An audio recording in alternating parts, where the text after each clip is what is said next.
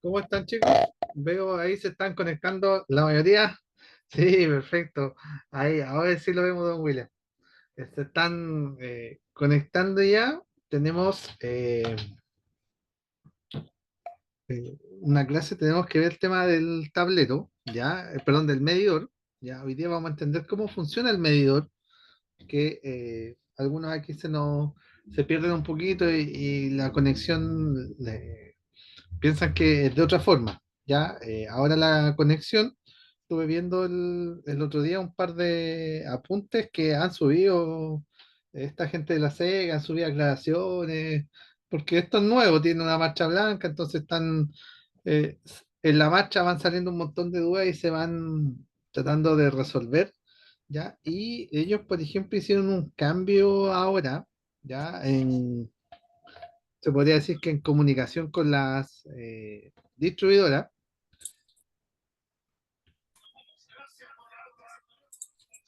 en comparación con las distribuidoras, y resulta que ahora están pidiendo que el instalador, por ejemplo, sea el que conecte el medidor, que antiguamente eso se lo dejaban para la distribuidora. O sea, hay un par de cambios que se están produciendo ahí.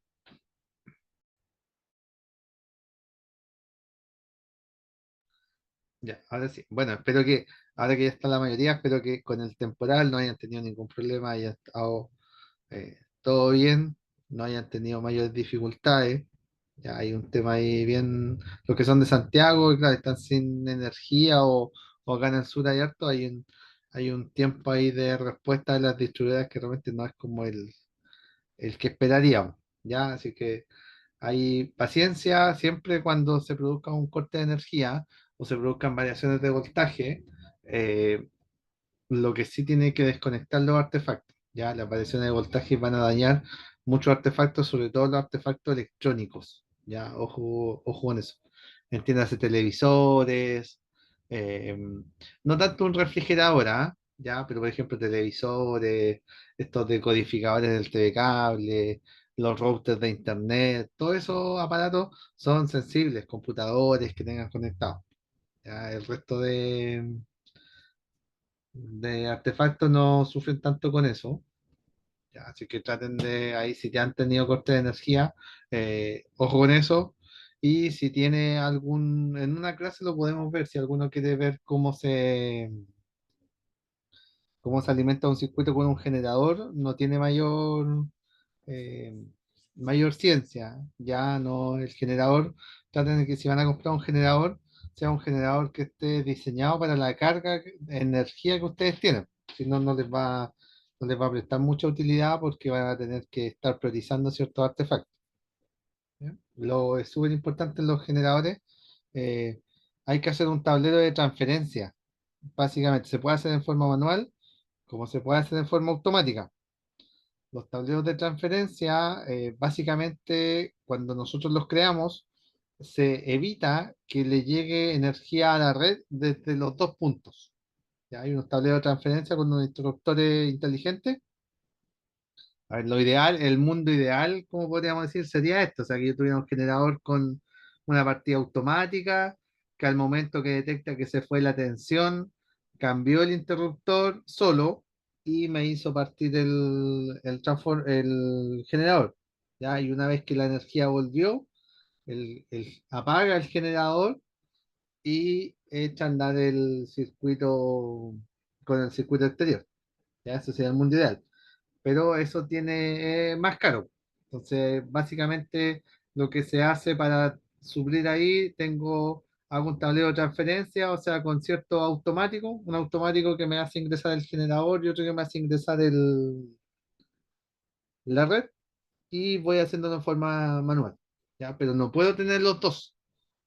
O sea, cuando llega la energía de la red, no puedo permitir que entre en forma directa hacia adentro, porque si no iba a tener problemas con las variaciones de voltaje. Ya, ojo con eso.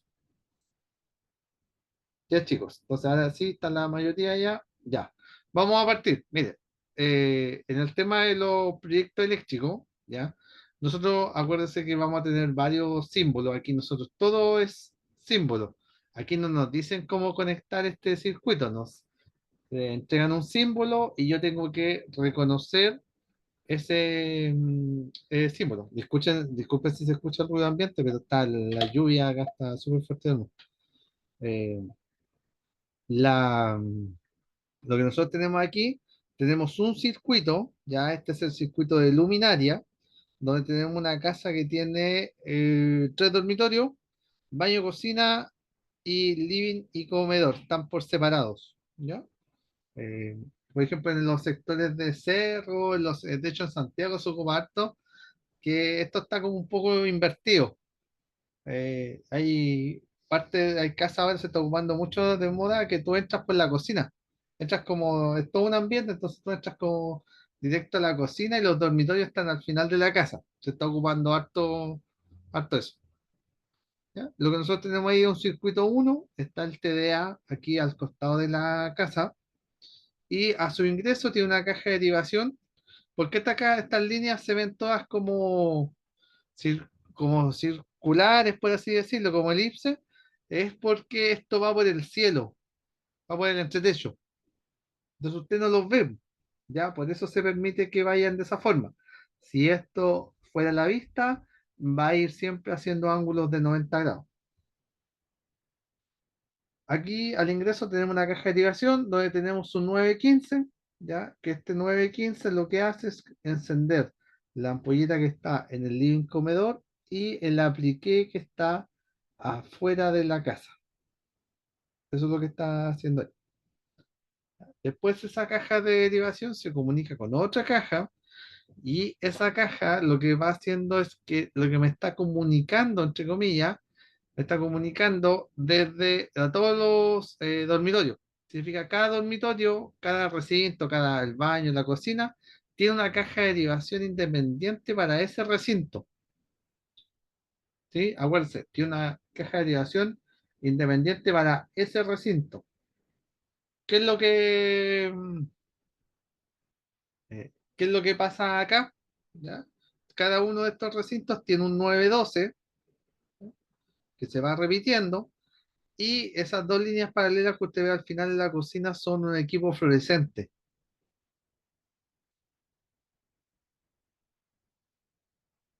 ¿ya? Es un equipo fluorescente que está ahí en la cocina. Y en el frente tenemos el comedor y tenemos un círculo con una X, ¿ya? Y un número 3. ¿Qué significa eso? Que esta es una lámpara que está en el techo, pero son estas lámparas más bonitas que tienen, entre comillas, tres luces. Por eso está de esa forma.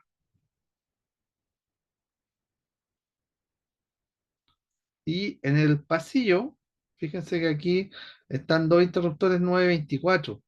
Y estos interruptores 924 lo que hacen, ¿ya? Es encender esta luz del pasillo que está ahí. O sea, tengo un 924, tengo un 915 y el resto son todos 912.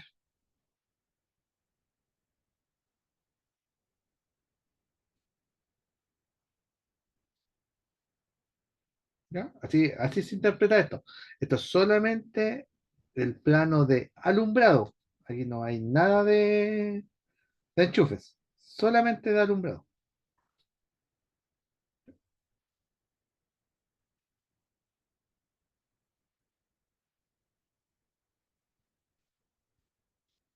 Sigamos.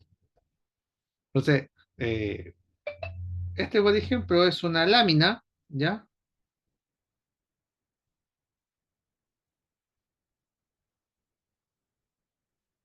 Esto es una lámina que está aquí y esta es una lámina o un proyecto eléctrico o una lámina que nosotros ingresamos. Esto está con la normativa anterior, sí, ¿ya? En este caso, ¿ya? ¿Por qué está con la normativa anterior? Esto es como lo mínimo que a mí me piden, pero ¿qué es lo que pasa ahora? Va aumentando la potencia. Yo lo mínimo que tengo que tener dentro de un proyecto eléctrico o dentro de una lámina para ingresar a la SEC, tengo que tener el diagrama unilineal de las protecciones, tengo que tener una planta de alumbrado de enchufe, va a depender cómo está conectado, y tengo que tener un cuadro de carga. ¿Ya? Este cuadro de carga que está acá lo vamos a empezar a trabajar y lo vamos a empezar a interpretar. ¿Ya? Abajo tenemos que tener un croquis de, o sea, un plano de ubicación, o sea, esto es como llegar a la propiedad, saber con dónde está ubicado, en qué parte, ¿ya? Y esto se está reemplazando, ahora me están pidiendo que nosotros subamos los puntos KMZ, ¿ya? Y los puntos KMZ son puntos de ubicación satelital, básicamente, donde lo que nosotros tenemos ahí es, yo lo ingreso en el GPS o lo ingreso en Google Maps y me da la ubicación exacta, exacta, exacta. Es lo que usted ve de repente coordenadas, le dan punto norte o sur y en el otro da este o oeste. Entonces el sistema cruza las dos coordenadas que le dio y llega a un punto fijo. Entonces ya no hay que andar pensando dónde va a ser y dónde, porque por ejemplo este tiene un camino, pero no me dicen qué kilómetro está, me dice que hay un camino vecinal. Entonces, ¿por qué? Porque pasaba mucho que en la normativa antigua había gente que declaraba instalaciones, ¿ya? Y en realidad esas instalaciones nunca habían estado construidas, ya nunca existían. Entonces, por eso ahora se están poniendo un poquito más estrictos. Después viene el cuadro de la aprobación, que esos son los sellos, ya eso antiguamente se hacía en forma manual, hoy en día se coloca ahí en forma digital. Y después viene la viñeta, esta viñeta lleva este rótulo, ya, donde me dice qué es lo que qué el proyecto es, ya, dónde está ubicado, la lámina, la escala, ya, que eso es lo que tenemos que ver hoy día, la escala, y aquí me está el interesado, o sea, el dueño, y aquí está el proyectista. O sea, nosotros, el proyectista firma aquí y dice, yo, no sé, Ismael, estoy declarando esta instalación que estoy siendo casi de ministro de fe. Entonces, ahí está el problema, porque muchos instaladores declaraban proyectos que no eran. ¿Ya? Entonces aquí tenemos el cuadro de carga de alumbrado, ¿ya? Acuérdense que vamos a hablar de tableros de alumbrado independiente que dentro de esos circuitos hayan enchufes. Sigue siendo tablero de alumbrado. En este caso este es uno simple, ya de ahí vamos a hacer uno más complejo. ¿Ya? Pero este es uno simple. Para que usted solamente lo vaya interpretando. Mire, tenemos el circuito uno, ¿ya? Porque tenía un solo circuito. Tenemos portalámparas. ¿Qué son los portalámparas? Los centros de luz, los soquetes, ¿ya? Estas bases rectas. No entra ahí un equipo fluorescente, por si acaso. ¿Ya? Un equipo halógeno tampoco. Solamente los portalámparas. Después viene los enchufes. Ya uno indica ahí la cantidad de enchufes. Y en otros, uno indicaría el equipo halógeno, equipo fluorescente, por ejemplo, no sé, un equipo especial que usted tenga de luminaria. Ya, eso se indica. Y después viene el total de centros. Ya, el total de centros es la sumatoria que nosotros tenemos hacia el lado por circuito. Solamente sumar. ¿Ya? O sea, estamos. ¿De dónde saco estos valores? Por ejemplo, que la cantidad de portalámparas y los enchufes de acá, los cuento, para saber cuántos son.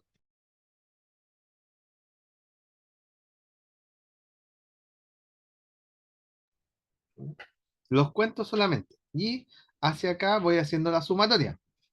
¿Ya? Esta potencia instalada, ya, ojo con eso, esta potencia instalada sale de la multiplicación de la cantidad de centros por la potencia de cada uno de los centros. ¿Ya? Y la corriente, ya, ojo con eso, la corriente, recuerde que va a ser igual a la potencia partido por el voltaje. O sea, de esa forma nosotros lo calculamos. ¿Qué me dice después? Me dice, entra en la parte de las protecciones. O sea, me dice que ese circuito está protegido por un diferencial de dos polos por 25 amperes de corriente y 30 miliamperes de fuga. Tiene un disyuntor, o sea, un automático, de un polo, es unipolar, de 10 amperes. Después tenemos las canalizaciones, y aquí me dice el conductor, me dice el tipo de conductor y la sección. Ahora podría decir ahí EVA 1,5, podría ser THHN de 1,5. Va a depender de la instalación donde esté. Como esto ya es un alambre, es un NIA, estamos obligados a llevarlo en una tubería, en un ducto. Claro, y aquí me dice, el ducto me dice TPR ya de media. Ojo, TPR de media. ¿Ya? Y después me pide la ubicación. Ahí puede ser enchufe, alumbrado, baño y cocina, por ejemplo. ¿Ya? Todo eso me lo va a entregar. Esto es como un cuadro de resumen de la instalación. ¿Ya? Vamos a hacer uno después nosotros. Ahora, de acá arriba, ¿qué logro interpretar? Este es lo más simple que hay, ¿ah? Es el más simple, el proyecto más simple que encontré. Este diagrama que está acá, ¿qué me está diciendo? Me está diciendo que viene el empalme, después viene un automático de 10 amperes y después viene un diferencial, es el circuito uno, que es lo mismo que sale acá, en el cuadro de carga. Tiene que coincidir la información. Después, ¿qué me dice? Que la tierra de servicio es un conductor de 4 milímetros que va en un TPR, en un tubo plástico rígido, o sea, en un conduit de media, ¿ya? Y después la tierra de protección me dice que va con un NIA con un alambre de 2,5 y un TPR de media. Acuérdense, ¿por qué pide de un ducto? Porque el alambre NIA no puede ir directo en el suelo. Pues esto lleva en un ducto. Ya, aquí es donde varios se tienden a confundir y es donde básicamente nosotros tenemos, a nosotros el medidor no, el medidor es una parte o es un componente de el empalme. ¿Ya? ¿A qué se le llama empalme? El empalme es el tramo desde la red pública, desde afuera, hasta el tablero. A eso se le llama empalme. Todo ese tramo comprendido ahí. Entonces, entre medio yo tengo el aéreo, tengo el alimentador, tengo, por ejemplo, un medidor, tengo un aislador, tengo un tirante, que en algunos casos usa un cáncamo que va arriba, un tirante, tengo la protección general y realizo la puesta a tierra. Eso, todo eso está dentro del empalme.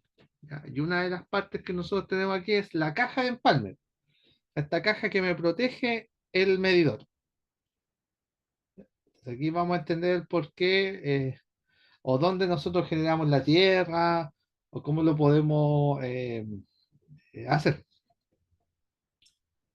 Se lo voy a mostrar en este diagrama, mira, ahí. ¿Qué es lo que pasa? A mí la compañía, la distribuidora, recuerden que estos dos cables que están a la izquierda, aquí el fase y neutro vienen del poste. ¿Ya? O sea, a mí la distribuidora me entrega fase y neutro. ¿Ya? Yo conecto mi medidor y me voy hacia adentro. Si usted se fija aquí, este tipo de medidor va fase, fase, neutro, neutro. Hay otros medidores que se conectan fase, neutro, neutro, fase. Entonces es importante que usted sepa conectar bien el medidor, porque si no lo que va a producir es un cortocircuito que se va a ir al aéreo. ¿Ya? Vamos nuevamente entonces. Yo tengo el fase, no sé, en este medidor, tengo el fase que viene de afuera y llega al medidor, ingresa. Después sale del medidor y se va al automático de medidor. Y de ahí se va hacia adentro. En cambio, el neutro ingresa al medidor y sale del medidor y se va hacia adentro. ¿Ya? Esa es una opción. Entonces después, el fase, en este caso, no tiene barra, porque esta es la normativa más antigua todavía. Usted se puede encontrar con esto. El fase en este caso no tiene barra. Ya en la normativa de ahora nosotros tenemos que hacer la llegada a barras. ¿Ya? ¿Qué es lo importante aquí? Es que usted aquí tiene la tierra. ¿Se fija? Aquí creó la tierra. ¿Ya? Aquí creó la tierra. Entonces, ¿qué es lo que, qué es lo que pasó aquí? La tierra nosotros la creamos desde el tablero. ¿Ya? Que se ocupe o que piense la gente que el ducto está fuera del medidor, por tanto viene el medidor es otra cosa. La otra opción es que yo, como sé que la caja de empalme es metálica, haga la puesta a tierra en la caja empalme al tiro, aquí afuera. O sea, en vez de aterrizar aquí desde el tablero, es aterrizarlo en el medidor. O sea, utilizar esta caja de empalme. ¿Por qué nosotros tomamos esa decisión? Porque si la caja de empalme, ¿ya?, es metálica, yo necesito aterrizarla. ¿Ya? Ojo con eso. Si la caja de empalme es metálica, yo tengo que aterrizarla. Entonces, ¿por qué lo hago de esa forma? Porque me evito estar volviendo desde aquí tirando una tierra hacia afuera, desde el tablero al medidor. Entonces, ¿qué es lo que hacemos mejor? En vez de estar tirando esa tierra, ya entramos con una tierra aterrizada. ¿Ya? Si se fija, por ejemplo, este tablero no tiene tierra de servicio, tiene solamente tierra de protección.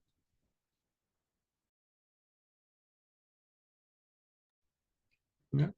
Después, yo hago todo mi tablero aquí y de ahí me voy hacia adentro. Ahí puedo hacer enchufe, alumbrado, lo que usted quiera. ¿Ya? Pero el medidor ya está aquí afuera.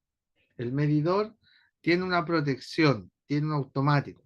Lo que decíamos el otro día, que la protección del automático, la protección del empalme, perdón, es automático, tiene que ser de curva más lenta que los automáticos que están en el medidor, perdón, en el tablero. ¿Ya? Tiene que ser una curva más lenta. O sea, no pueden ser iguales, no pueden ser todos curva C. Algunos tienen que ser B y otros C. Ya, ojo con eso. La normativa también me coloca una altura mínima para el tablero, sí. Me dice que no puede ser menos de 1,20 m a la parte inferior, ¿ya? Pero también después me dice que no puede ser más de 2 metros a la parte superior.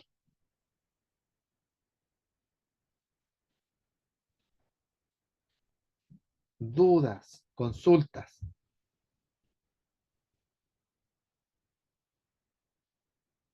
¿Ya? Esto para que ustedes lo entiendan cómo se compone el sistema. No es, ya, porque muchos piensan que la puesta a tierra se genera siempre desde el tablero. No, yo la puedo generar desde el medidor, tengo esa opción, ¿ya? Pero tengo que tener cuidado con saber si la caja de empalme es metálica o es plástica. Si es plástica, yo no necesito aterrizar la caja de medidor. Entonces, ¿qué es lo que hago yo? Aterrizo desde el tablero directo.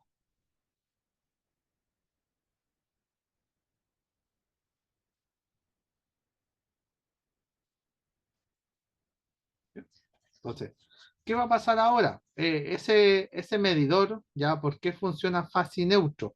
Porque necesita realizar la medición. Ya, acuérdense eso, necesito hacer la medición. Necesito saber los kilowatt hora que se están consumiendo. Por eso tiene que estar el medidor. Y el medidor, ojo, tiene que estar en la fachada principal, acuérdense de eso, la fachada principal de la casa. No puede estar escondido. Ya, por ejemplo, me llamaba mucho la atención porque ahí tú te das cuenta, claro, cuando se entregan las casas cumplen con la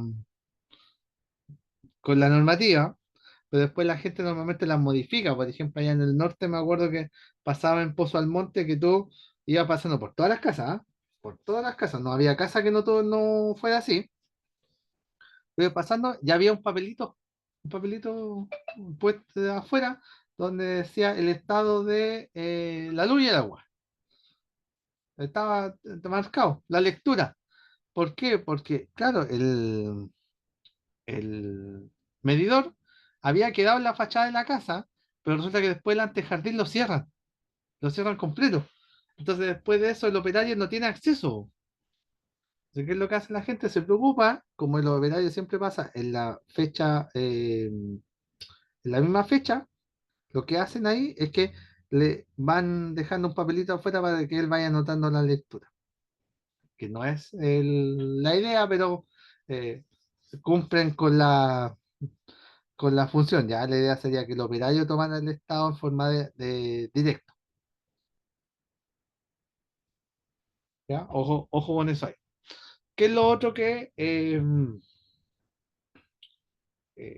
que hay que tener cuidado? De que por ejemplo, hay desventajas con la caja de empalme plástica. ¿Ya? ¿Qué es lo que ha pasado? Cajas de empalme que miraban hacia el norte, ¿ya? Acá pasó en un sector completo que instaló una inmobiliaria. ¿Qué es lo que hicieron? Para ahorrarse costos, instalaron la caja de empalme plástica, ¿ya? Que es más barata que la metálica. ¿Ya? De hecho, no tiene el visor, también es plástico, ni siquiera es de vidrio, ¿ya? También es plástico. Entonces, instalaron esa caja de medidor, pero resulta que también el medidor adentro venía eh, con engranajes plásticos. Entonces, ¿cuál era el problema de eso? De que la caja de medidor o los medidores que quedaron estaban mirando hacia el norte en el verano, se calentaron tanto por dentro, acumularon tanto calor, que resulta que los engranajes del medidor se pegaron. Seguía entregando corriente, claro, pero no marcaba.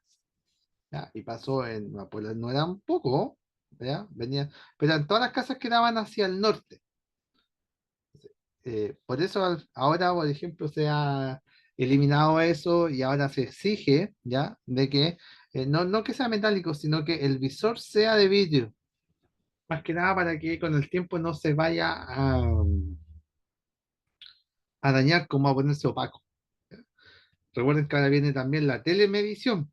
Entonces después ya no va a pasar una persona midiendo o tomando el estado en su sector. Después eso ya va a ser todo automático y va a ser instantáneo. Ya, otra diferencia que nos pide la normativa, ¿ya? Que va a depender de los tableros, yo lo voy a clasificar dependiendo a su ubicación y dependiendo a su utilización. ¿Ya? Están las dos opciones. De acuerdo a su ubicación, ¿ya? Y a su utilización. Por ejemplo, tengo tableros generales, ¿ya? Que sería el tablero, por ejemplo, en una industria, ya esto sería un tablero general, o sea, ese tablero corta absolutamente todo. Pero después tengo tableros generales auxiliar. Pero ¿cuál es la diferencia? Que en algún momento yo necesito hacerle mantención al tablero general, entonces no puedo detener la planta, ¿ya? Tengo que seguir funcionando y para eso existe el tablero general auxiliar y lo que hace básicamente es que la corriente pueda pasar por él para poder, poder yo trabajar en el tablero general, hacer como una especie de bypass, ¿ya? De esa forma trabaja. El tablero general auxiliar no siempre está energizado.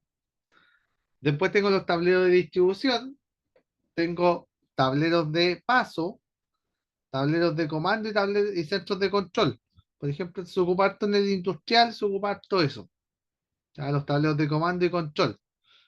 Recuerden, tiene pulsadores, tiene interruptores donde me hacen encender un equipo, tiene paradas de emergencia, puedo detener un equipo, me dice cuándo está apagado o cuándo está encendido. ¿Ya? Y también se pueden clasificar de acuerdo a su utilización. Acuérdense que nosotros tenemos tableros de alumbrado independiente que los tableros eh, estén dentro de ellos, hayan enchufes. ¿Ya? No existe un tablero de enchufes. No sé si me entienden. Es solamente un tablero de alumbrado, independiente que dentro de él hayan circuitos que tengan enchufes. Después tengo los tableros de fuerza, que son tableros para los equipos, motores. Esos son los tableros de fuerza. Calefacción, obviamente para hacer funcionar sistemas de calefacción, tengo que decir, pero ¿qué calefacción eléctrica? Aire acondicionado, por ejemplo, tiene que tener un tablero aparte, ¿ya? Solamente para esos equipos, si me lo pide la normativa. Tableros de control para hacer funcionar ciertos sectores, esa es su utilización. Y después tengo tableros de computación. ¿Ya? ¿Por qué hace una eh, diferencia o por qué lo deja aparte los tableros de computación la normativa? Es porque los equipos Recuerden que los equipos electrónicos dijimos que eran muy, im- le afectaban mucho las variaciones de voltaje. ¿Ya? Entonces, nosotros tenemos que utilizar ahí diferenciales especiales y tenemos que utilizar reguladores de voltaje. ¿Ya? Siempre previniendo que los voltajes suban o bajen. Nosotros en la obra, por ejemplo, se ocupan una UPS que se llama, que son básicamente una batería, ¿ya? Para los computadores de escritorio y los computadores portátiles, es una batería, y esa batería va teniendo, por así decirlo, me va permitiendo que el computador no se apague en forma inmediata y aparte de eso resiste todas las variaciones de voltaje. Entonces, cuando la idea es que se queme primero ese equipo y no se queme el computador.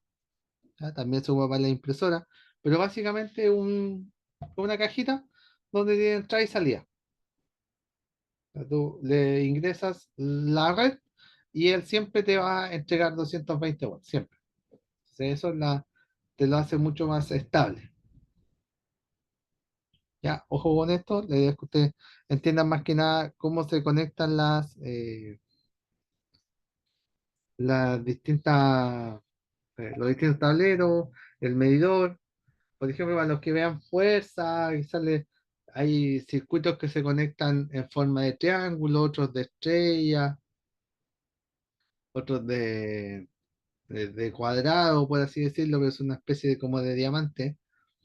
Eh, cada un equipo tiene una diferente conexión, no es que todos sean iguales.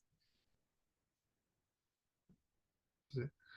A mí me interesa que entiendan esto, ¿ah? Esto es súper importante, o sea, que entiendan cómo es el circuito en sí de la energía, o sea, de dónde va, hasta dónde llega,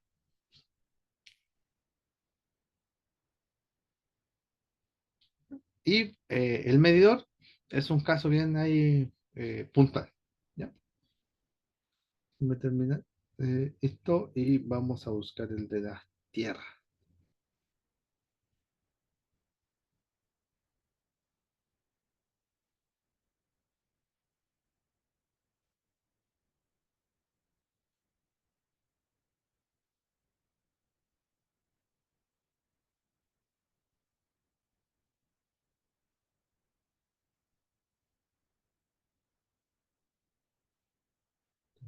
Aquí, mi archivo.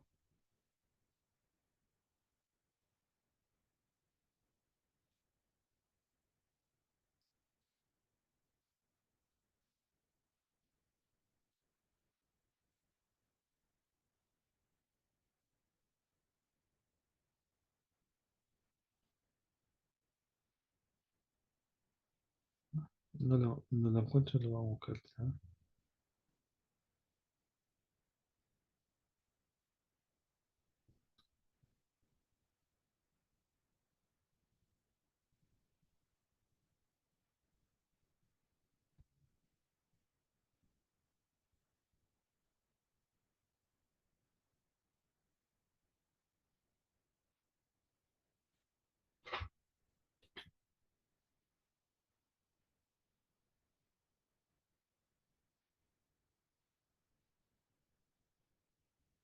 Estoy buscando el archivo. Ah, pero pensé que lo tenía acá.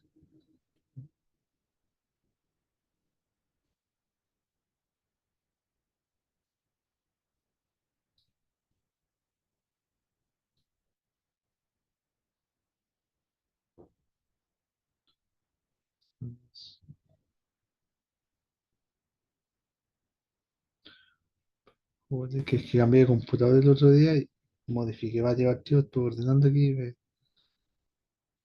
estoy buscando. Debería tenerlo como mi archivo. Deme un segundito, por favor. Deme un segundito. Para buscarlo y abrirlo al tiro.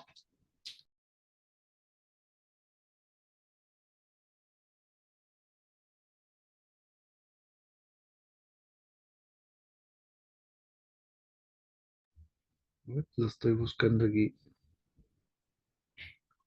Archivo.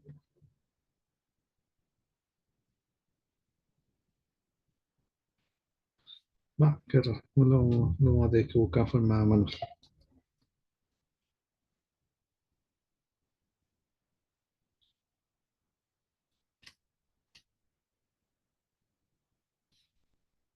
aquí está. Ya lo tenía en otro archivo. Ya, ahora sí les puedo compartir la presentación.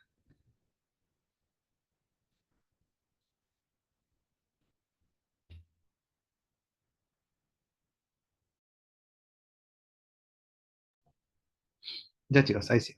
Ya, lo que ustedes ven ahí, ya, este es un medidor de aislación.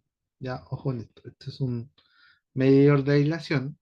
Este instrumento lo que me hace, ya, es, como su nombre lo dice, dar el valor de la aislación. Ya, entonces, no la resistencia, la aislación. Ya, ojo en eso. Mire, yo lo voy a ver si lo tenemos acá conectado. Ya, ah, y lo voy a llevar hasta el final para que lo veamos. De ahí vamos, les voy a explicar el cálculo. Y aquí está. Ya, esto es un medidor. Ya, ¿qué es lo que hay que tener cuidado con esto? Siempre las mediciones se hacen sin tensión. O sea, ¿qué quiere decir eso? De que no tiene que haber voltaje, no tiene que estar conectado a la red. O sea, ¿qué significa eso? Que el instrumento es el que envía la señal. ¿Ya? No debe haber ningún artefacto, ¿ya? Ni ampolleta, ni artefacto conectado a los enchufes. Ahora, ¿por qué? ¿Por qué la normativa hace esa diferencia? ¿O por qué lo pide de esa forma? Porque cada uno de los equipos, ya igual la ampolleta, todo lo que esté conectado a una red es resistencia. Entonces, el valor, por así decirlo, no nos va a dar el correcto. ¿Ya?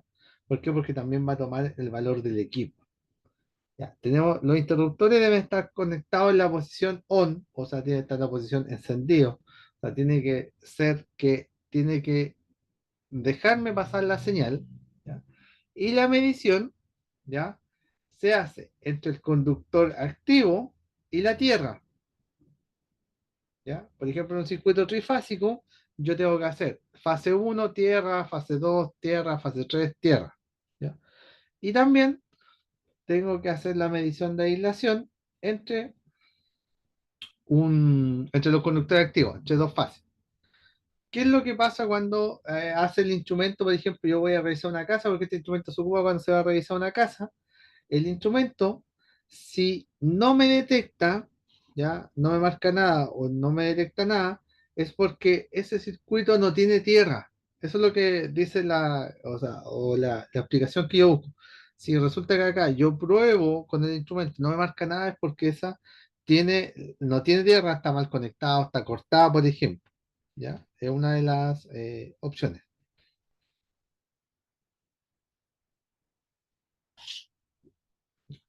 Entonces, esto era muy parecido a o sea, la conexión es muy parecida a lo que se conocía antes como los Megas, ¿ya? Ojo con eso, los Megas eran muy parecidos, pero los Megas lo que hacen básicamente es la resistencia que yo tengo en la Tierra. Por ejemplo, esto es un medidor de puesta a tierra, esto es un Mega. ¿Ya? Aquí es distinto porque resulta que aquí nosotros lo que hacemos, ¿ya? Básicamente es medir la resistencia de la puesta a tierra. O sea, lo que nosotros buscamos es que el valor, lo ideal para nosotros es que sea lo más cercano a cero. ¿De qué depende el valor de resistencia de la puesta a tierra? Depende de el largo de la barra que está enterrada, es una de las variables. Depende de el- la corriente que yo esté trabajando y depende en muy alto porcentaje del terreno que yo esté instalado. Los terrenos entre más secos o más rocosos, su resistencia va a ser mayor. ¿Qué es lo que son ideal para nosotros? Los terrenos húmedos, por ejemplo, los terrenos costeros, todo eso es lo ideal para nosotros. ¿Y qué es lo que hacemos nosotros para cumplir con la normativa? Básicamente nosotros lo que es que le ayudamos a la tierra, ¿ya? Y le ayudamos de qué forma? Instalamos un diferencial, por ejemplo, y ahí le ayudamos. ¿Por qué? Porque los requisitos son mucho menores, ¿ya? Ojo con eso, los requisitos son mucho menores.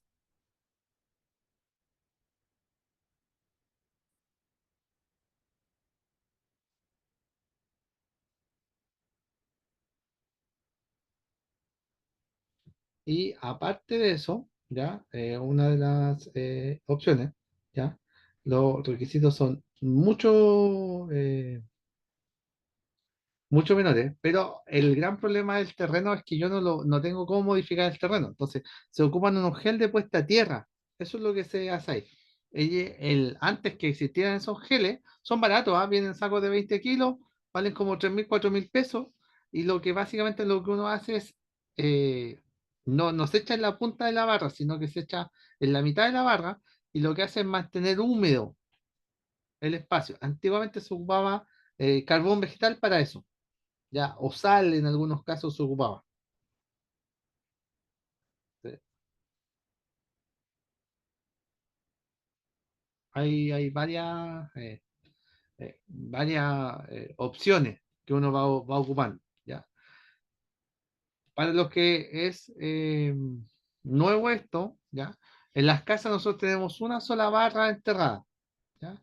Pero en las industrias, por ejemplo, nosotros tenemos lo que se conoce como mallas de tierra, o sea que son varias barras que están conectadas entre sí.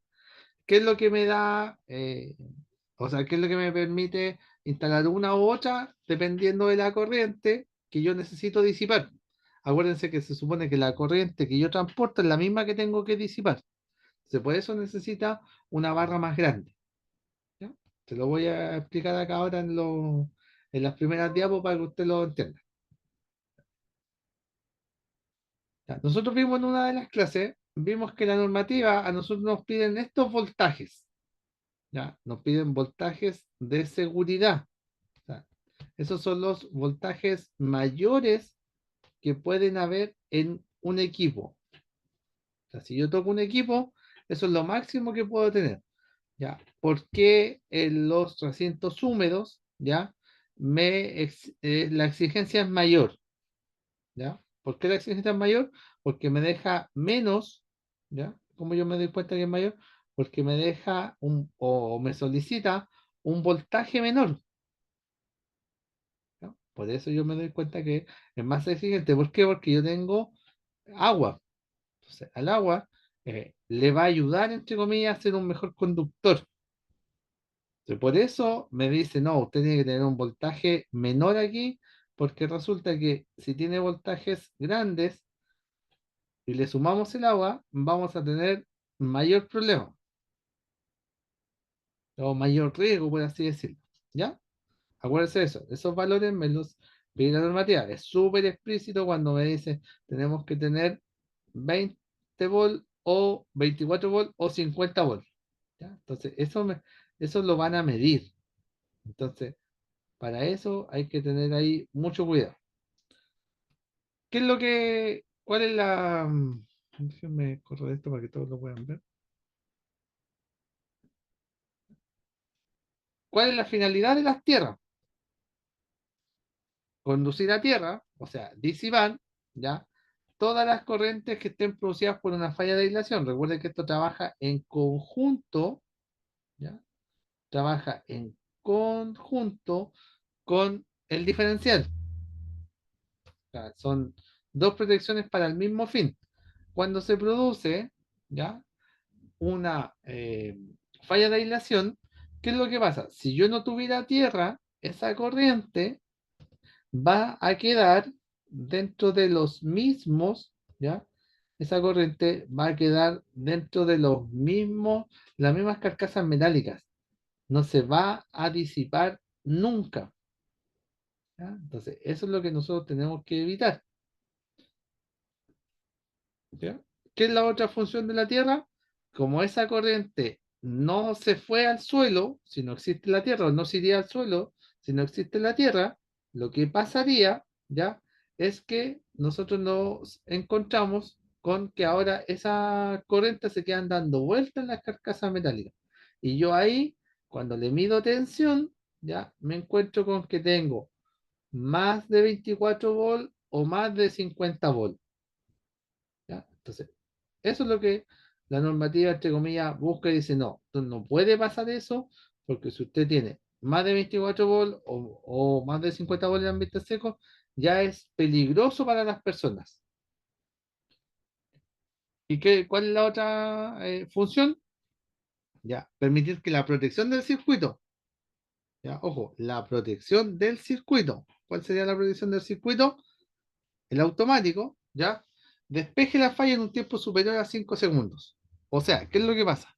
Se produce la falla, ya, y por mientras esa corriente se está disipando hacia la Tierra y de ahí debe actuar la protección del circuito, que en este caso la protección del circuito sería el automático.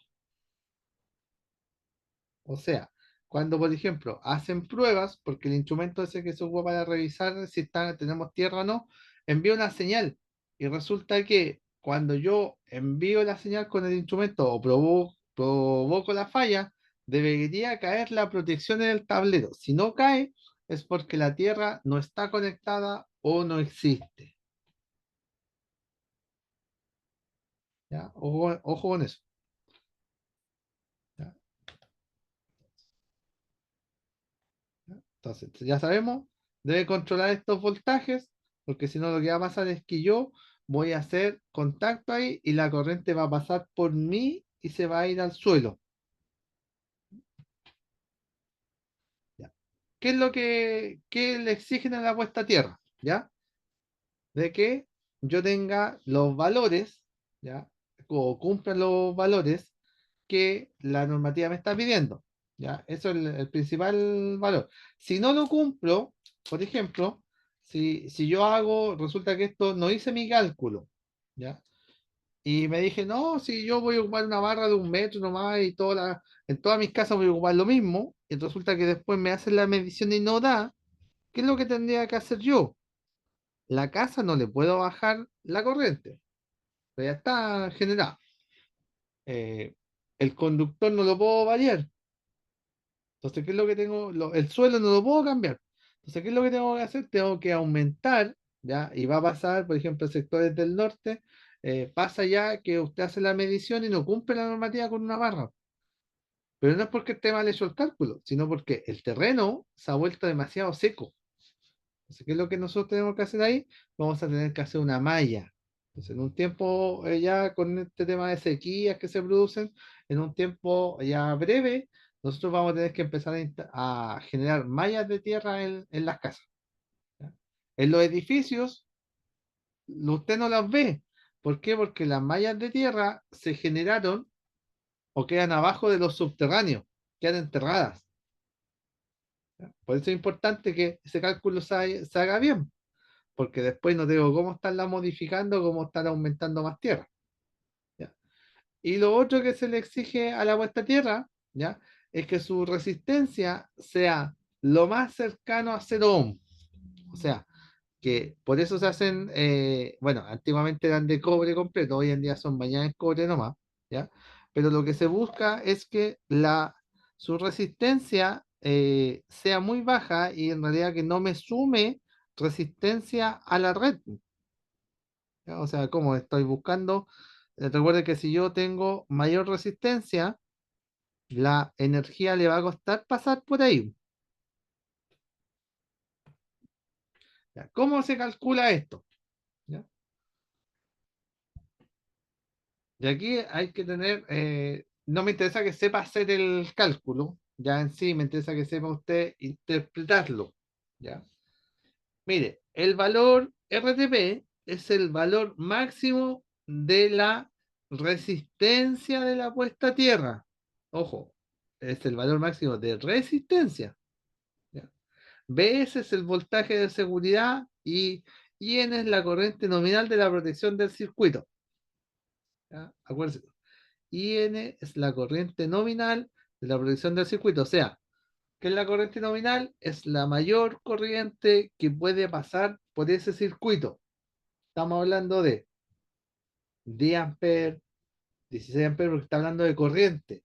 Y la unidad de medida de corriente son los amperes. Entonces tenemos 10 amperes, 16 amperes, 20 amperes. O sea, en otras palabras, entre menos sea la protección, es mejor para mí. Claro, porque tengo menos corriente que disipar. ¿Sí? Acuérdese de eso. El 2,5 es una constante. siempre va a ser 2,5. Entonces los valores que yo puedo variar, en realidad es la corriente nomás. ¿Por qué? Porque el voltaje de seguridad no lo puedo variar porque la normativa ya me entrega y me dice, usted lo va a calcular por un ambiente seco, perfecto. Tenemos 50 volts. Después lo vamos a calcular por un ambiente húmedo, son 24. O sea, no lo puedo. Lo único que yo puedo, entre comillas, variar ahí es la corriente nominal. ¿Ya? Recuerda que aquí estamos rebuscando la resistencia, la tierra de protección. ¿Ya? Lo vamos a ver aquí, ¿ya? Por ejemplo, ¿ya? ¿Qué es lo que vamos a hacer? Mire, ¿qué es lo que pasó aquí? ¿Ya? ¿De dónde salieron esos dos ohms? Y ojo con eso. ¿De dónde salieron esos 2 ohms? Ya. Me dice, calcule el valor máximo de la resistencia de la tierra de protección de una instalación ejecutada en un lugar seco. Ah, entonces yo me acuerdo y digo, ya, seco son 50 volts. Perfecto. Cuyo circuito está protegido por un disyuntor de 10 amperes. ¿Ya? Entonces, voy a la fórmula. Ya sabíamos que eh, era 50 volts. ¿Por qué? Porque es un ambiente seco. Entonces, claro, arriba básicamente van 50. La fórmula me queda 50 partido por 2,5 por 10. O sea, me queda en 50 partido por 25. Y ahí me dan los 2 ohms. ¿Ya? La fórmula es la misma.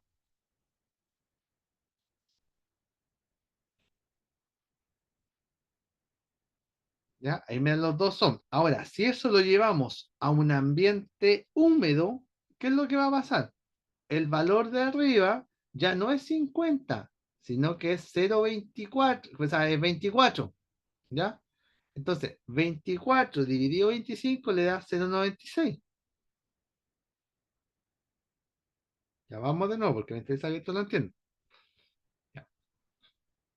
El voltaje de seguridad, ya vimos que en un ambiente seco son 50 volts y en un ambiente húmedo son 24 volts. Esa es eh, la, los voltajes de seguridad que me pide la normativa. ¿Los puedo modificar? No. ¿Ya?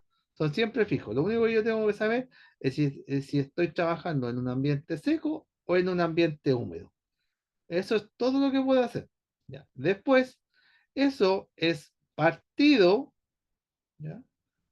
Eso es partido por 2,5. 2,5 es una constante por la corriente nominal del circuito.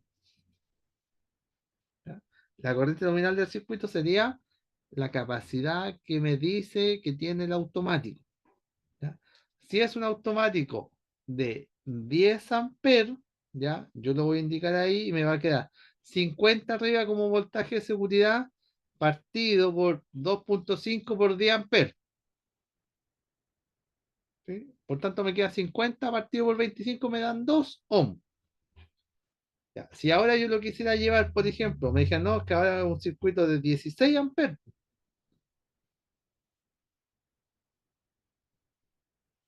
¿Qué es lo que pasa? ¿Cómo me queda ahora? Me quedarían, si fueran de 2,5, multiplico 2,5 por 16, me da 40. Entonces me quedaría 50 dividido 40. Me da 1,25.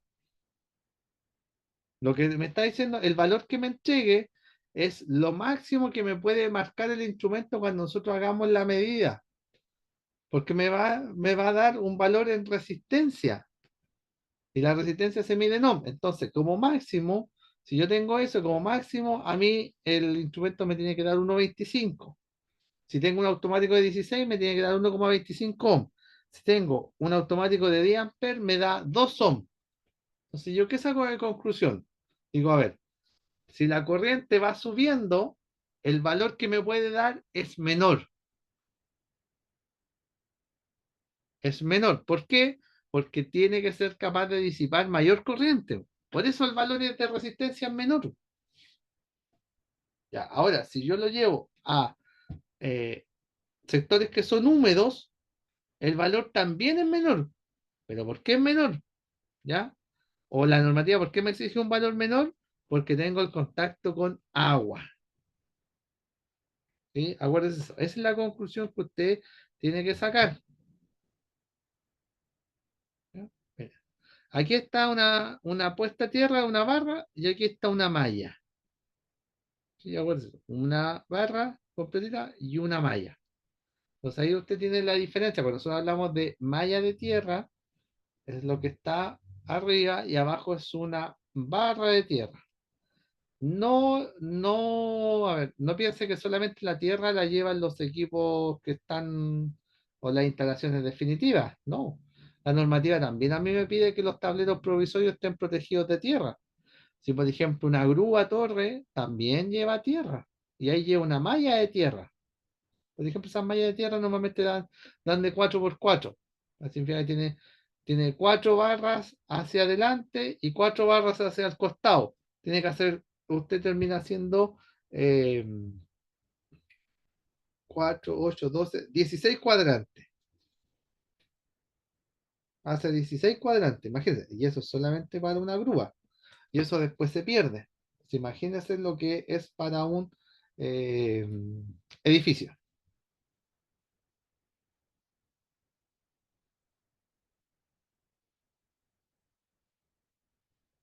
Pregunten nomás, chiquillos.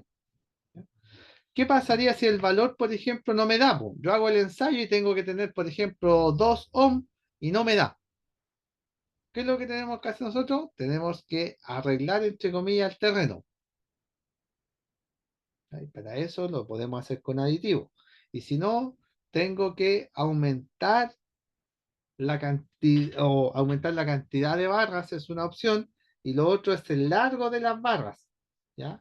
El largo de las barras es el último punto que se ocupa o se trata de modificar. ¿Por qué? Porque normalmente nosotros nos encontramos con terrenos que son rocosos, entonces nos cuesta mucho.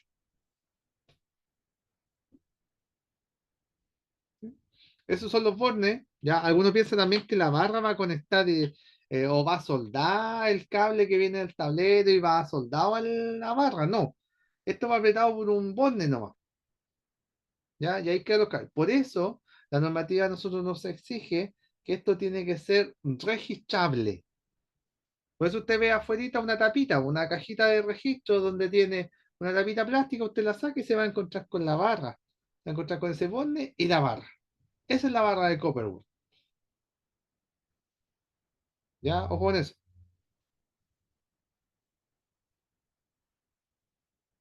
Estas barras vienen en 5 octavos, el diámetro siempre es el mismo, ¿ya? Ojo con eso, el diámetro siempre es el mismo, ¿ya? Son de aleación recubiertas de cobre, ya no son de cobre completa, y vienen en 1,5, 2 y 3 metros, ¿ya? Eso es lo que vienen. Ahora, nosotros, insisto, trabajamos en terrenos que son relativamente rocosos.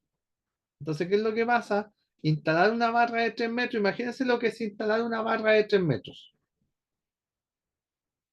O sea, no tengo cómo. Tal vez tendría que tener un andamio como de 4 metros. ¿Y cómo golpeo esa barra para que vaya bajando? No tengo cómo. ¿Ya? Entonces, muchas veces al final lo que se opta ahí no es por instalar barras más largas, sino es por instalar mayor cantidad de barras. En otras palabras, hacer una malla.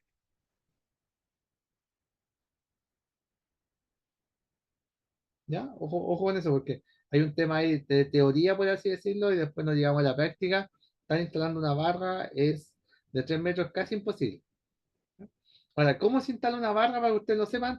No es que yo tome esta punta aquí nomás y como tiene punta en un lado, yo la empiezo a golpear y vamos. No, no, no, no. No es eso, ¿ya? Las barras se instalan de la siguiente forma. Usted hace una excavación de la mitad. Ojo, usted hace una excavación de la mitad del largo de la barra. O sea, si la barra tiene 1,5 metros, usted hace una excavación de 75 centímetros y de ahí usted hace una perforación. Para eso se ocupan, hay unas brocas largas que se venden, son como un taladro, un rotomartillo normalmente, y hay brocas largas de 60, 80 centímetros, ¿ya? Y usted perfora el terreno y después sola que le sirve como guía a la barra. Y después usted instala la barra y la empieza a golpear, pero no se golpea en forma directa, se golpea siempre con una madera. Y después de eso usted enterró la barra, ¿ya? Como excavó la mitad, ahí usted echa el gel de puesta a tierra y de ahí tapa. ¿Hasta cuánto tapa? Hasta 20 centímetros más abajo que la barra.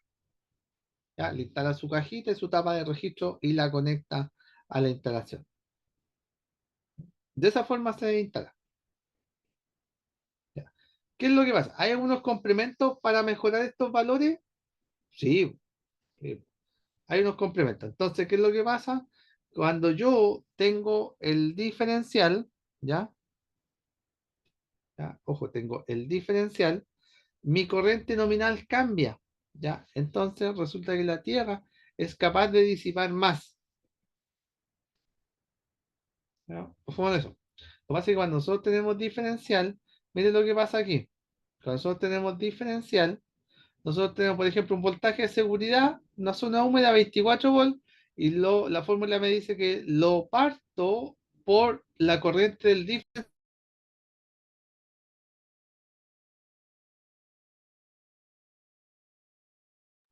Disculpe, lo parto por la corriente de fuga del diferencial. Entonces, ¿qué es lo que pasa aquí? La corriente de fuga, los 30 miliamperes, son 0,03 amperes. Entonces, eso me da 800. ¿Qué me está diciendo aquí? ¿Ya? Me está diciendo que la, la barra, por así decirlo, o la puesta a tierra que nosotros tenemos, ¿ya? Eh, eh, yo tengo todo ese margen, tengo hasta, el valor me puede dar hasta 800 ohms. Claro, entonces con la barra lo puedo hacer. Pero básicamente es ¿por qué? Porque el diferencial no va a dejar pasar los 10 amperes, los 16 amperes, sino que solamente va a dejar pasar los 0,3 amperes, 0,03 amperes. Por eso el valor me da mayor, o sea, me dice, usted tiene más rango y lo puede hacer perfectamente con un diferencial, ¿ya? Y con una barra solamente. ¿Ya? ¿Qué es lo que pasa? ¿Cómo se hace esto? ¿Ya? ¿Cómo se hace esta verificación? ¿Ya? Para empezar, todos los enchufes tienen que contar con tierra. O sea, si no tiene tierra, ¿ya? El ensayo, el valor no le va a dar y en la medición le va a quedar errónea. ¿Ya? La tierra de protección, ya sabemos que es el cable verde y la tierra de servicio el cable blanco. ¿Ya? Esto tiene que quedar con una cámara registrable afuera para poder hacer la medición. ¿Ya? Ahora, ¿existe casos donde la tierra de servicio y la tierra de protección son las mismas? Sí, ¿ya? Ahí existe esa opción. ¿Eh? El ducto sea común y debería llegar a la caja empalme o al TDA. ¿Ya? Eso también existe, pero si es que fuera la misma, que también se da en algún tipo de instalación, sobre todo los más antiguos, es la misma. ¿Ya? ¿Qué tiene que fijarse usted cuando va a revisar una puesta a tierra? Debe fijarse la sección de los conductores. ¿De dónde sacamos esa sección de los conductores? Lo sacamos de la tabla de la 10.2 que me decía, me daba la relación de acuerdo al conductor activo. Habían dos tablitas, o sea, habían tres en realidad que son de la normativa importante. La 8.6 que era los tipos de cable, después venía la 10.2 me parece, que es la de la tierra de protección, y después viene la 10.4 que es de la tierra de servicio. Y ahí me decían las secciones que debe tener esto, ¿ya? Ahí me daban las secciones que debe tener esto. ¿Qué también tengo que verificar yo? El código de colores. O sea, que los cables que bajan ahí tienen que ser verde y blanco. Si son rojos, ya no estoy respetando el código de colores y puede prestarse para confusión. Y después tengo la calidad de la unión de la puesta a tierra. Por eso se busca que la caja, o sea, la parte superior de la puesta a tierra sea registrable. Porque ¿qué es lo que pasa? Esto es muy similar a lo que pasa con los bones. Es muy similar a los bones de una batería. Con el tiempo, si están expuestos, por ejemplo, a humedad o están expuestos a la misma tierra, lo que pasa es que se empiezan a sulfatar y esos ya no hacen contacto. ¿Ya? Ojo con eso. Se empiezan a sulfatar y esos no hacen contacto. Entonces ahí es donde usted tiene que cerciorarse que la unión sea completa. ¿ya? No tiene que estar cubierto de tierra, eh, por eso se utiliza la cámara. La cámara básicamente, claro, sirve para registrarlo, pero básicamente me contiene el terreno que hay alrededor para evitar que se caiga encima de la tierra. ¿Ya? Aquí tenemos la medición. ¿Ya? Esta es la medición para puesta a tierra, ya lo vimos antes. ¿Ya? Acuérdese. Los Megger, medidores de aislación, aquí hay instrumentos digitales. El procedimiento sigue siendo el mismo, ¿ah? No, no ha cambiado. No, no me interesa que usted sepa o por así decirlo, cómo hacerlo. Ya me interesa que sepa cómo interpretarlo, no.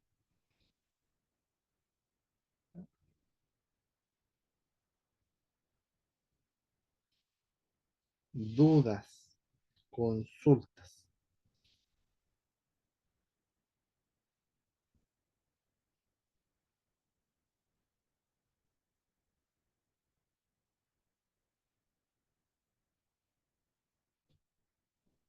Vamos a ver un T1. ¿Ya? Déjeme buscarlo aquí.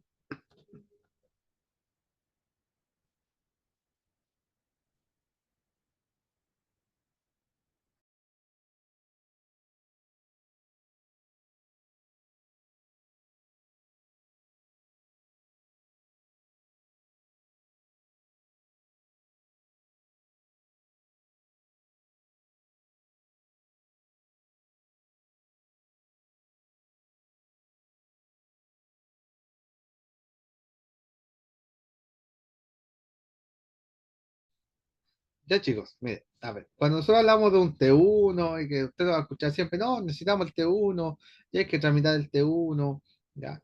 Básicamente, ¿qué es lo que es un T1? Este es un formulario. Está el T1, el T2, el T3 y el T4, ¿ya? Tienen diferentes usos. Por ejemplo, el T2 se ocupa para hacer todo lo que son instalaciones cuando yo tengo que hacer afuera. Alumbrado público, por ejemplo, perdón, está plazoleta, ¿ya? Ahora nació el T4, que es para el tema de declarar la electromovilidad. Entonces, es un formulario básicamente, es como si usted le dijera el formulario 1, ¿ya? Que el T1 es prácticamente trámites eléctricos 1, ¿ya? Por eso se le llama T1. Y lo que nosotros tenemos aquí, esto es un resumen, por así decirlo, de la instalación, y me va a entregar los primeros datos que a mí me entrega son los datos del instalador. ¿Ya? Y estos datos del instalador son súper importantes. ¿Por qué? Porque aquí la persona que está eh, autorizada para realizar estos trabajos es un instalador autorizado y va a depender de su clase. Ya, en este caso es un instalador clase A. ¿Ya? Es un instalador eléctrico clase A. Ya, esto está con la normativa antigua, está con la 4/2003 todavía por si acaso, ¿no? De ahí vamos a revisar el proyecto de esto para que usted lo entienda. Eh, Aquí en la pandemia, porque todavía estábamos en pandemia, por así decirlo, ¿ya? Pasó algo bien atípico porque los T1, todos los tipos de trámites, en general que se hacían a través de las plataformas, salían súper rápido, estaban súper rápido. Fíjese que esto se ingresó el 4 de febrero, ¿ya? En la noche, y el 10 de febrero ya lo tenían aprobado, ya a tiempo récord. ¿Ya? O sea, 6 días de corrido, o sea, es un súper buen tiempo. O sea, tramitar un T1 y que a los 6 días de corrido me digan está aprobado, vaya a la distribuidora y pídale la conexión. O sea, espectacular. ¿Ya? Pero eso, ¿qué es lo que pasa? En la pandemia salía mucho más rápido todo esto. Claro, porque la mayoría de los funcionarios estaban con teletrabajo, no iba a la oficina, entonces entre comillas, no se iba a tomar cafecito con los demás, estaba ahí tranquilo y podía avanzar, parece que avanzaba mucho más rápido. Hoy en día se volvió a hacer esto un poco más lento porque ya es todo presencial. Entonces, esto yo se lo ingreso a la SEC, no se lo ingreso a la distribuidora. Ya, yo me entiendo con la Superintendencia de Electricidad y Combustibles y ellos me aprueban este proyecto.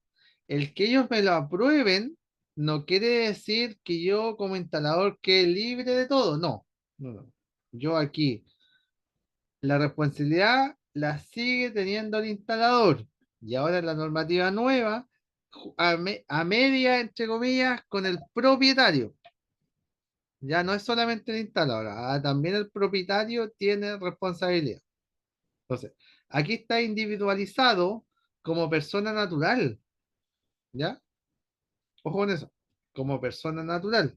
Ahora, pasa en las obras de construcción en edificios grandes, de que resulta que hay un instalador clase A, que es el que declara, ¿ya? Pero él normalmente no está en la obra, o sea, ni siquiera, y él no está haciendo nada.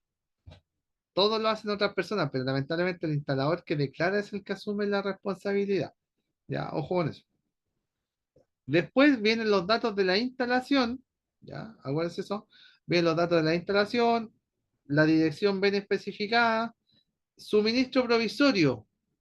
¿Por qué? Porque el mismo T1 yo lo puedo pedir en forma provisorio. ¿Qué es un empalme provisorio? Es un empalme que me va a servir para construir. Ya, acuérdense eso. Me va a servir para construir, pues claro, porque yo también necesito energía para construir. Entonces, para eso pido un empalme provisorio. ¿Ya? Si se fija aquí al ladito, cuando dice, si esto diría así, diría el tiempo. Tiempo de suministro en días especificado. ¿Por qué? Porque es provisorio, o sea, me lo pueden dar por 300 días, ¿ya? 320 días, 360 días, me lo pueden dar por 500 días, pero tiene una fecha de caducidad. O sea, esto en algún momento lo tienen que retirar. ¿Ya? De hecho, la normativa nueva se puso más estricto todavía y a la distribuidora le da plazos para retirarlo. Y si no lo retira, los multa. ¿Ya? Porque ¿qué es lo que pasaba? Ahí ha pasado gente que estaba eternamente con los provisorios. Claro, y a la distribuidora le convenía porque le estaba pagando el consumo. Entonces las distribuidoras se dejaban estar con esto. ¿Ya? Ya, después de eso tenemos el proyecto de vivienda social. ¿Ya? Recuerden que tenemos varios ahí segmentos, pero está catalogado como vivienda social. Ya, eso no está en relación al valor. Ojo con eso, no está en relación al valor. Aquí, ¿cuál es hay muchas viviendas que te pueden costar, no sé, 3.000 UF y tú miras la escritura y te dice vivienda social. Pero ¿por qué están catalogadas como viviendas sociales o cuál es la idea de catalogarlo así? Es porque, de acuerdo si es vivienda social, los terrenos pueden ser más chicos. Por tanto, en el mismo terreno, la inmobiliaria saca más casas. O sea, no porque le encante la labor social y sean buena gente, no. No, ya eso es porque netamente ellos un tema que les va a significar que en vez de tener 20 casas, van a tener 25 casas en ese terreno. ¿Sí? Ojo, ojo con eso. Les es más rentable. Ya, después tenemos el tipo de instalación, según el decreto supremo número ya. Ahí en ese caso es F, porque eso era una vivienda fiscal. Ya, por eso está ahí de esa forma. A la derecha tenemos el rol de la propiedad, o sea, la propiedad tiene que tener rol. Si no tiene rol, no me van a dar empalme, digámoslo entre comillas, ¿ya? Se supone que todas las propiedades tienen un rol. Ya, todas las propiedades, pero, o un rol matriz, pero después resulta que se van haciendo lo que se producen como subdivisiones, algunas subdivisiones no se hacen en regla, y me voy quedando con un rol matriz, pero voy teniendo terrenos más pequeños. Ya ahí es lo que se conoce como acción y derecho. Después tenemos instalación nueva, en este caso nueva, ¿por qué? Porque no es que sea nueva, a ver, no es que la instalación en sí o la casa sea nueva, no. Es que la instalación es nueva porque me es más barato hacer todo nuevo que estar eh, ayudándome o reciclando cosas que hay. O sea, por ejemplo, esto en realidad es una normalización, ¿ya? La normalización es un servicio que ya tiene suministro. Está con energía, pero está con una normativa antigua. está con muchas deficiencias. Entonces, ¿qué es lo que hace aquí el instalador? Básicamente lo que hacemos nosotros es seguir con el suministro hasta el medidor, pero de ahí hacia adentro cambiamos todo. ¿Ya? ¿Por qué no pedimos un nuevo empalme? Porque los empalmes ya se están demorando mucho. O sea, usted desde que tiene este papelito y va a la distribuidora y hace todo el papel y firma el convenio, ya normalmente se están demorando 60, incluso hasta 90 días. ¿Ya? Entonces, para eso es mucho más engorroso, siempre tiene que haber alguien ahí, es súper complicado. ¿Ya?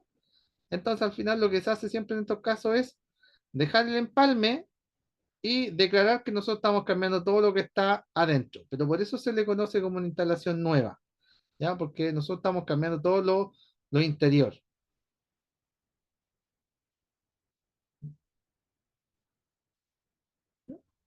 Vamos entonces, sigamos entonces. Después, declaramos instalaciones interiores, no, ¿ya? Se fue hacia abajo. Aquí nosotros tenemos destino de la propiedad, habitacional, porque es una casa, pero era fiscal, ¿ya? Aparte de eso, tenemos tipo de construcción casa individual, y aquí viene lo importante, potencia total declarada, 3,2 kilowatts. ¿Qué significa eso? Que nosotros tenemos 3200 watts declarados. ¿Ya? Esto se va llenando en un formulario y aquí se va haciendo el resumen. ¿De dónde salieron esos 3,2 kilowatts? De acá, del detalle de la instalación declarada. Nosotros, por ejemplo, tenemos una potencia de alumbrado, solamente alumbrado, tenemos nada más de 3,2 kilowatts. Esto se corrobora con el plano que yo tengo que subir. ¿Qué me dice después? Longitud del alimentador, 30 metros. ¿Ya? Usted va a ver 100 proyectos y todos van a decir 30 metros. ¿Ya? Pero si puede estar a 20, puede estar a 10, ¿ya? Pero todos le colocan 30 metros. ¿Por qué? Porque resulta que de los 30 metros hacia abajo no me piden un cálculo de caída de tensión, ¿ya? Por eso se hace de esa forma, porque a mí no me piden un cálculo de la caída de tensión, ¿ya? Acuérdense de ese valor. Por eso se colocan ahí 30 metros. La longitud del alimentador es la distancia que yo tengo desde la caja de empalme al poste, a la red pública. Esa es la longitud del alimentador. Tenemos después datos del propietario, representante legal. Ya en este caso siempre ponen los dos porque son empresas y se repiten. Y la otra hoja es el resumen, ¿no es cierto? Me entrega la dirección completa, tipo de instalación, cantidad y la potencia instalada. Y esto se fue modificando ahora. Mira, o sea, yo en el formulario le colocamos no. Si le coloco sí, me va a pedir más detalles de esto. Ya. Por ejemplo, si instalación cuenta con sistemas de generación, ya, y si yo le pongo no, todo hacia abajo van a ir no, pero si le pongo sí, significa que después me hace la pregunta según la siguiente pregunta, ¿ya? Instalación cuenta con sistemas de autogeneración sin inyección de energía a la red, y esos serían los sistemas off-grid. Los paneles solares, por ejemplo, ya off-grid son los sistemas que solamente me sirven para mí y la energía que sobra no se va a ninguna parte porque yo la almaceno nomás y la tengo guardada en las baterías. En cambio, los on-grid, yo puedo entregar la energía que me sobra al sistema. ¿Ya? Y hay energía que, y yo pago cero. ¿Ya? Existe también esa opción. Y después está el tema de los cargadores de vehículos eléctricos, electrónicos, instalación de electromovilidad. ¿Ya? Imaginen, en el 2021 esto ya estaba en el formulario. Lo que pasa es que faltaban los decretos ley nomás para que se empezara a ocupar la normativa nueva. Pero esto ya estaba. ¿Ya? Y esta es la letra chica que siempre aparece aquí en todos. ¿Ya? ¿Ya? Este es como la letra chica, donde el instalador o profesional individualizado, o sea, con root persona natural, ¿ya? Que declara que está, que se ha ejecutado de acuerdo a la normativa. a los documentos asociados, esta inscripción y conforme a los decretos y bla, de acuerdo a la normativa. O sea, lo que dice claramente es que el instalador es el que hace de ministro de FEBO. O sea, está declarando algo y así debería ser. ¿Ya? Ya. La inscripción no constituye aprobación por parte de la C. Ya, aquí solamente lo que me está diciendo aquí es que lo que ellos están diciendo es que si yo me equivoqué en revisar algo, como sé, no voy a ser responsable si después alguien se muere. No, pues la responsabilidad sigue siendo del instalador. Si yo modifico esto, ya significa, o modifico mi instalación, significa que este T1 queda inválido y yo tengo que pedir uno nuevo. Con este documento, nosotros vamos a la distribuidora, ¿ya? Vamos a la distribuidora para que nos conecte a la red, ¿ya? Pero también, para efectos de patentes municipales, con esto, ¿ya? A mí me van a autorizar para el tema de la patente municipal. Por eso habla de las municipalidades ahí. Ya tiene un código de verificación y todo.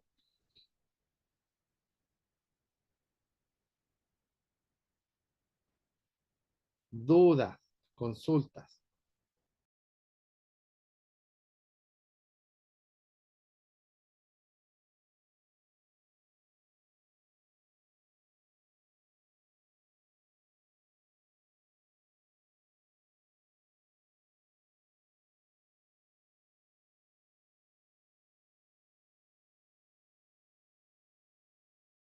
Clarito, profe, clarito.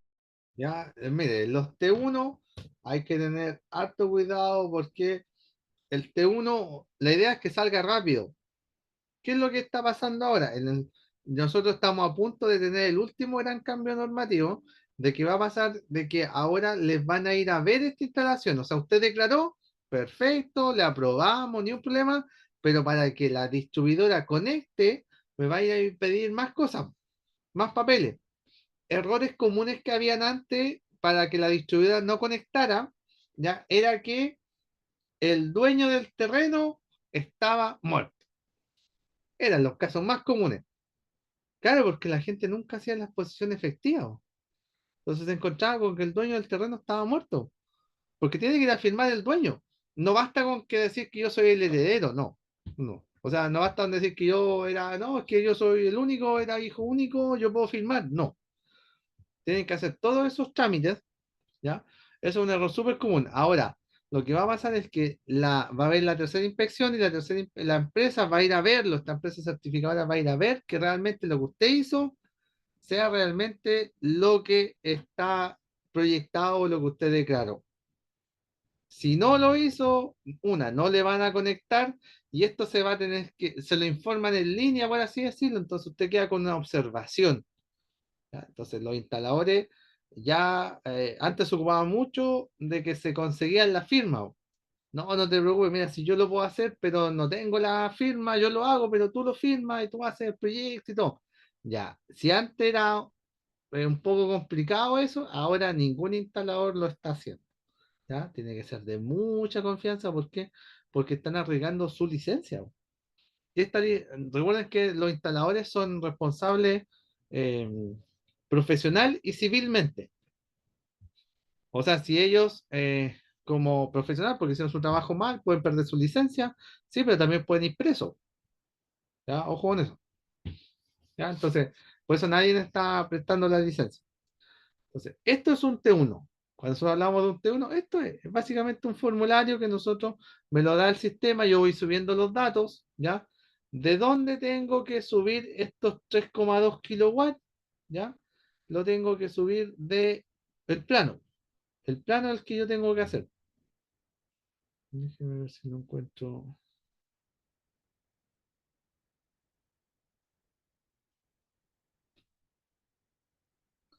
Déjeme ver si lo encuentro aquí para que lo veamos así rápidamente.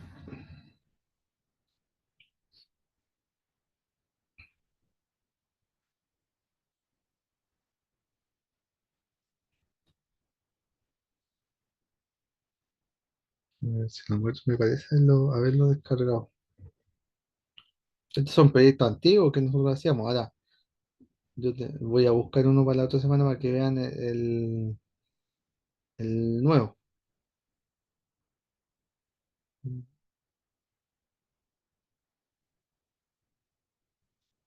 No, no lo tengo aquí. El plano.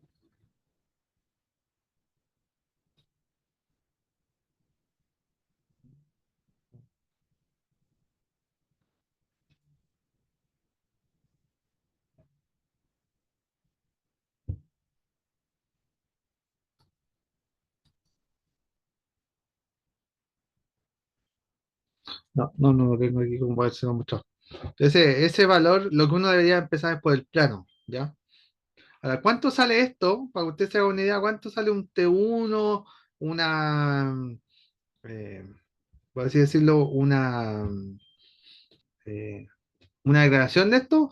Va a depender mucho hasta qué parte hace. Eh, por ejemplo, muchos instaladores ahora ya no están, o sea, sí, pues hay mucha gente que lo hace por su cuenta y que hace la ejecución, pero el instalador hoy en día cobra una visita por ir a revisar, ¿ya? Para no arriesgar su licencia. Y todo eso va subiendo dependiendo de los traslados. Pero, por ejemplo, hoy en día hacer solamente el plano y hacer la declaración, suponiendo que no hay nada, o sea, va a tener que ir a terreno, va a tener que tomar las medidas, va a tener que hacer el proyecto eléctrico y hacer todo lo que incluye eso, básicamente están cobrando entre 250 300 en ese margen se mueve. ¿Ya? O sea, hasta la aprobación del T1 y de ahí de eso usted toma esta carpeta y se va a la distribuidora. ¿Ya? Ahora, cuánto se va a gastar en materiales, o sea, cuánto sale un T1, eso depende mucho de la distribuidora, por ejemplo, el suministro, por así decirlo, depende mucho porque los requisitos, algunos están aceptando poste impregnado, otros no, aceptan un poste metálico, van cambiando ahí ciertos requisitos, pero en general hoy en día un empalme en un urbano entre materiales, caja, poste y toda la cuestión, alimentador, está en relación a los 800 900.000 pesos, en ese margen se están moviendo. ¿Ya? Pero siempre es importante cuando usted vaya a comprar un terreno que sé que está sin energía eléctrica, está sin suministro, lo primero tiene que revisar los papeles, ¿ya? Y tiene que revisar dónde está la exportación y tiene que tomar el número de poste más cercano. Con eso, usted pide un certificado de factibilidad en la distribuidora y ahí va a tener todo clarito. ¿Ya? Pero no se sorprenda si usted compra nomás y le dijeron, no, si tenemos factibilidad, y después cuando va, sí, la factibilidad está, sí, pero el poste está a 500 metros. Usted tiene que comprar un transformador, tiene que hacer la importación por esos 500 metros, ¿ya? Entonces no se confíe de por así decirlo, de la factibilidad, ¿ya? Ya chicos, entonces, la próxima semana vamos a empezar a hacer el proyecto eléctrico propiamente tal. Yo les voy mostrando cómo se hace y en el que nos vamos a ir harto es en el cuadro de carga. ¿Ya? Me interesa que entendamos el cuadro de carga para después empezar con todos los cálculos y con las guías que tenemos que ir haciendo. ¿Ya? Yo pasé por Santiago la semana pasada y pasé por la oficina y me traje todos los materiales que ya estaban, ya los materiales los mismos que tienen ustedes. Entonces, yo les voy a explicar en la otra clase cómo es el ejercicio en sí, cómo lo distribuimos, ya, porque si alguno tiene tiempo, la idea es que vaya ya fijando las cajas, vaya fijando el tablero para que pueda dejar listo para que nosotros avancemos y vayamos solamente cableando. ¿Ya? Sí, el cable de tierra se tiene que cambiar, estaba revisando el chat con usted. El cable de tierra se tiene que revisar, ¿ya? Y con el tiempo lo que va a pasar es que va a empezar a pasar corriente por ahí, ¿ya? Eso es lo que va a pasar, ¿ya? Y ese cable se debe cambiar así como se cambian los conductores que están en la parte interior.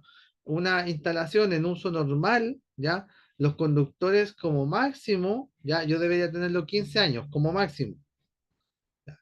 Ahora, hay sectores que se sobrecargan más, sí, pues, la cocina sobre todo, son sectores que tienen mayor consumo, por tanto el conductor por así decirlo, se sobrecarga más,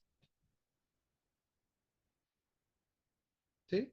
Entonces, ese es uno de los problemas que nosotros siempre tenemos con eso, ¿ya? Cuidado con eso porque los conductores no son eternos. ¿Ya? Lo bueno es que ahora nosotros estamos utilizando conductores de mucha mejor calidad que lo que utilizábamos antes, eso es indiscutible. ¿Ya? Pero sí se tiene que cambiar. Una instalación, de hecho, la normativa nueva también dice ahora que nosotros, ya, por ejemplo, pasa para los seguros, ¿ah? Para los seguros, todo el tema comercial, retail y todo eso, ellos trabajan con seguros.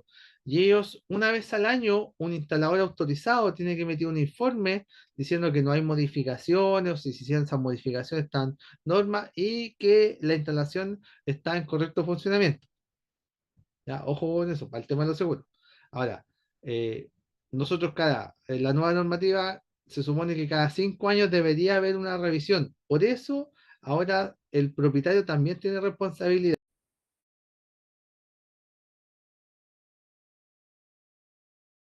Ya el propietario tiene responsabilidad y ya no va a quedar solamente en el proyectista o en el instalador autorizado.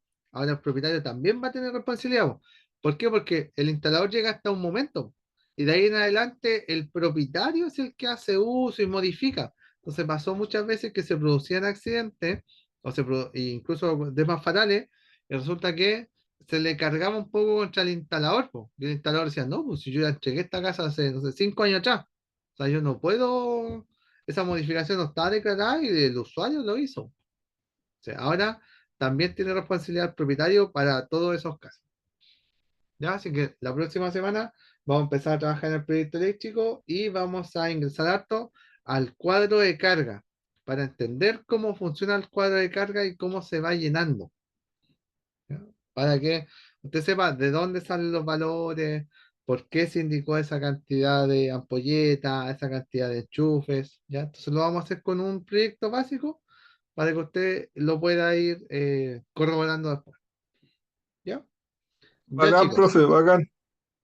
estamos entonces en contacto y ahora nos estamos viendo el día miércoles, ya espero que no tengan problemas con el temporal los que son de Santiago, son más del norte, porque acá ya pasó, ya se lo enviamos para allá el temporal, ya de aquí ya pasó, ya dejó la escoba, ahora está por allá.